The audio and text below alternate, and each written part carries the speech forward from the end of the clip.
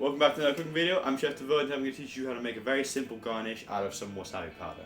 I'm doing this because a lot of you requested it since you've seen it in some of my past videos like the sashimi platter or the cucumber whale. So here goes. All you need is some fake wasabi powder. And if you want to know more about real wasabi and fake wasabi, check out the link on the top left corner of your screen right now. Just simply take a couple spoons of this, put it inside a bowl. So just once you're finished scooping it in, just put that away. And then you want to add just a little bit of water. You want to start off by adding just less water than you need because you can always add more water, but it's very difficult to take away water out of this or add more wasabi powder. Or at least it's more difficult than just adding a very little bit of water. So here you just want to mix it in thoroughly. Make sure that all the dry little pockets of wasabi powder are completely hydrated. And you want to get a nice Play-Doh-like consistency or plasticine. So just keep mixing it in. Okay, this seems a little bit dry. So what I'm going to do is I'm going to add just a little bit more water. Just a dash. There we go. Okay, now I'm just going to keep mixing it in just to get the right consistency. It's got to be a malleable, plasticine-like consistency that you can form with your hands. Okay, so I think I'm nearly there. I'm just going to keep mixing it just a little bit more, just get the completely uniform consistency.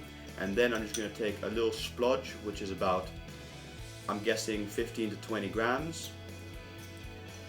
And then I'm just going to put it on the palm of my hand and roll it around with my fingers of the other hand until I get a nice sort of sphere-like shape. I don't want it to be a circular sphere, I want it to be a sort of circle that's been pressed down a little bit, just like this.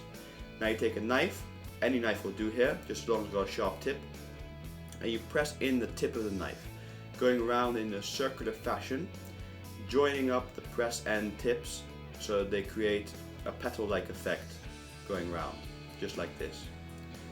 Okay, so once you've completed the outer ring, then you start the inner ring. These have to be slightly smaller indentations, but again going around in the same sort of fashion. There we go, it just takes a little bit of patience. Sometimes you may need to turn it just to get it into the right position and then just continue. And sometimes the side cracks a little bit, so just press it in with your finger so that goes away. Once you've completed the second circle, you can start by making the third inner circle with even smaller indentations than the first two. There we go. Just one more and then we're done. Okay, so there we go. This is the wasabi flour done. Now you can just add it to a sushi plate and just enjoy. It's just a little bit more interesting than a splodge of wasabi on a plate. Now it's a splodge of wasabi on a plate that looks good.